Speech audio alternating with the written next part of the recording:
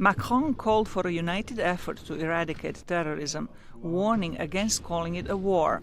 And I would not talk of a war as such, because that is what they want. And for that, you would require an enemy worthy of the name. But every day, we face terrorists, thugs, murderers, whose names and faces we must forget, but whom we must steadfastly and with determination eradicate altogether.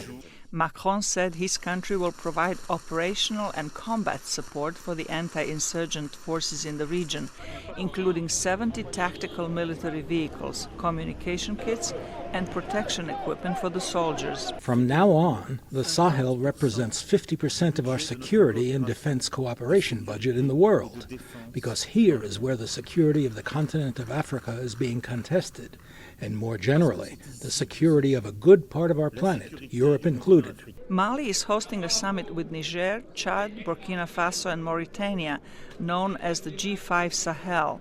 The heads of state of those 5 countries launched a regional force Sunday that will deploy thousands of troops into the vast, arid areas of the Sahel that serve as a breeding ground for insurgent groups considered to be a threat to Europe.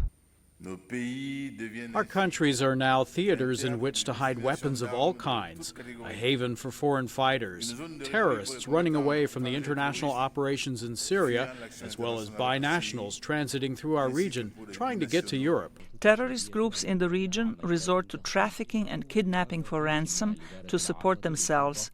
On Sunday, a terrorist group in Mali released a video of 6 hostages it has been holding for ransom.